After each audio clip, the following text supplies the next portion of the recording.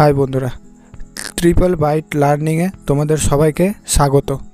আজকে computer science এবং application class 11 আর 12-এর first creator, প্রথম দিন প্রথম ভিডিও। তাই ভালো লাগলে সবাই পাশে থেকে সাহায্য করো লাইক, সাবস্ক্রাইব এবং শেয়ারের মাধ্যমে। আর প্রথম দিন প্রথম ভিডিও, তাই কিছু ভুল ত্রুটি হয়ে গেলে ক্ষমা করে দিও। আজকে আমরা ক্লাস 11-এর সায়েন্স এবং অ্যাপ্লিকেশনের কমন চ্যাপ্টার নাম্বার সিস্টেম, এই চ্যাপ্টার নিয়ে আলোচনা করব। বাইনারি সংখ্যা পদ্ধতি মানে নাম্বার সিস্টেম। বাইনারি কম্পিউটার জানি আমরা সাধারণত দুটি সংখ্যা বুঝতে পারি, একটি 0 এবং অপরটি 1। অতএব আমাদেরকে এটি ধরে এগিয়ে যেতে হবে। নাম্বার সিস্টেমকে সাধারণত দুই ভাগে ভাগ করা যায়। একটি হচ্ছে নন পজিশনাল নাম্বার সিস্টেম মানে অস্থানিক সংখ্যা পদ্ধতি, আর একটি স্থানিক সংখ্যা পদ্ধতি নন পজিশনাল নাম্বার সিস্টেম।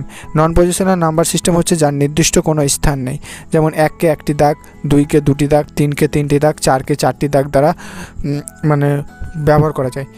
আর নন পজিশনাল নাম্বার সিস্টেমে কম্পিউটার কোনো ব্যবহার নেই বা এই চ্যাপ্টারেও কোনো ব্যবহার নেই, তাই আমরা এটি নিয়ে অত বেশি আলোচনা বা মাথা ব্যথা করব না।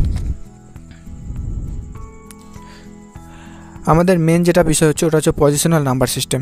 পজিশনাল থেকে বোঝা যাচ্ছে যে এর কোন একটি নির্দিষ্ট পজিশন আছে বা নির্দিষ্ট অবস্থান আছে। যেমন 143 এর একটা নির্দিষ্ট অবস্থান আছে। 3-কে একক বলি, 4-কে দশক বলি, 1-কে শতক বলি। এখান থেকে বোঝা যাচ্ছে এর একটা নির্দিষ্ট অবস্থান আছে। এখানে একটু ভেঙে বুঝিয়ে দিলাম। তারপরে এর হচ্ছে নির্ভরশীলতা, মানে পজিশনাল নাম্বার সিস্টেম কী কী বিষয়ের উপর নির্ভর করে। সংখ্যাটি অঙ্কগুলি এবং তার অবস্থানের উপর নির্ভর করে। যেমন এই যে 1টাকে দশক বলছি, 1টাকে শতক বলছি, 143 মানে 1-এর একটা নির্দিষ্ট অবস্থান আছে এটাই। আর এটি বেসের উপর নির্ভর করে বা র্যাডিক্স। বেস কি আমি একটু পরে তোমাদেরকে বুঝিয়ে দিচ্ছি ভালো করে। পজিশনাল নাম্বার সিস্টেমকে আমরা সাধারণত 4 ভাগে ভাগ করতে পারি। একটি হচ্ছে ডেসিমাল নাম্বার সিস্টেম বা দশমিক সংখ্যা পদ্ধতি, বাইনারি নাম্বার সিস্টেম, দ্বিপদী সংখ্যা পদ্ধতি, অক্টাল নাম্বার সিস্টেম, অষ্টপদী সংখ্যা পদ্ধতি, হেক্সাডেসিমাল নাম্বার সিস্টেম, ষড়দশমিক সংখ্যা পদ্ধতি। বাইনারি সংখ্যা পদ্ধতি বা বাইনারি নাম্বার সিস্টেম। বাইনারি নাম্বারগুলি হলো 0 এবং 1। এই সিস্টেমে সবথেকে ডান দিকের বিটকে এলএসবি এবং তার বাম দিকের বিটকে এমএসবি বলে।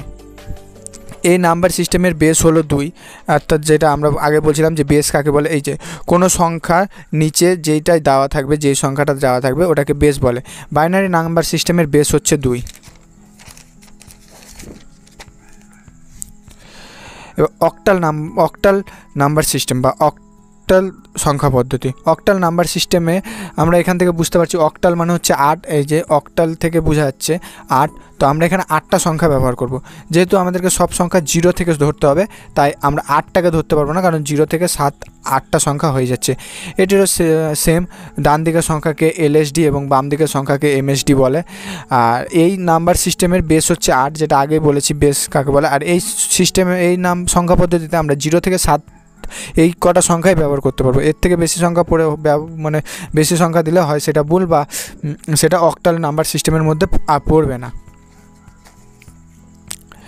এবার decimal number system. Decimal number system, decimal থেকে বোঝা যাচ্ছে 10।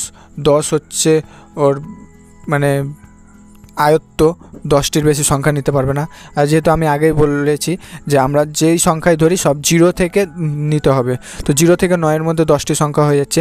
এটাও অক্টালের মধ্যে ডান দিকের সংখ্যাকে এলএসডি এবং বাম দিকের সংখ্যাকে এমএসডি বলে। এই নাম্বার সিস্টেমের বেস হচ্ছে 10। যেহেতু নামেই 10 আছে, তো অতএব 10 মানে যেটা সংখ্যা থাকবে সেটাই ওর বেস হবে, কিন্তু ওর ভিতরের সংখ্যাটা ওই সংখ্যা বা ওর থেকে বেশি হবে না। অর্থাৎ এটা 10 বা 10-এর থেকে বেশি হবে না, 10-এর কমই হতে হবে।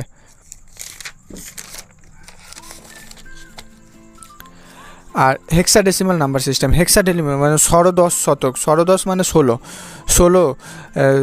হেক্সাডেসিমাল নাম্বার সিস্টেমের সংখ্যাগুলি হলো এই তো দেওয়া আছে 0 থেকে 16, মানে 16 থেকে কম হতে হবে, যেহেতু আমরা 0 থেকে ধরছি তাই 0 থেকে 15 অবধি 16টা। কিন্তু এখানে একটা বিশেষ জিনিস লক্ষ্য করার আছে, আমরা 10-এর পর থেকে যে 15 সংখ্যা ব্যবহার করব ওটাকে আমরা সংখ্যা হিসাবে ডাইরেক্ট লিখতে পারবো না, ওটাকে তার পরিবর্তে 10কে এ লিখতে হবে, 11কে বি, 12কে ডি, 14কে ই এবং 15কে এফ লিখতে হবে।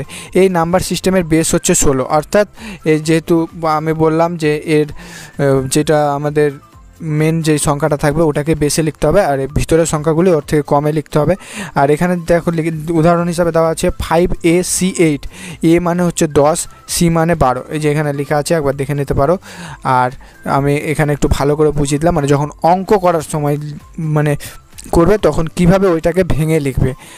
তো আজকের মতো এটুকুটাই, আশা করি বুঝতে পেরেছো। কোনো জায়গায় বুঝতে অসুবিধা হলে কমেন্ট করে জানাও এবং আমাদের হোয়াটসঅ্যাপ চ্যানেলে অ্যাড হয়ে যেতে পারো, ওখানে আমরা সব কিছু ডিটেলসে পেজের ছবি তুলে ভালো করে পোস্ট করা আছে।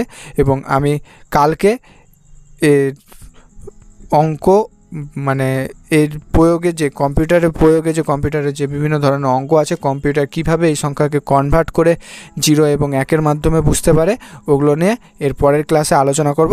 ততক্ষণ ভালো থেকো, পাশে থেকো, আর লাইক, সাবস্ক্রাইব এবং শেয়ার করে আমাদেরকে এগিয়ে যাওয়া বা আরও ভিডিও দেওয়ার মোটিভেশন করো।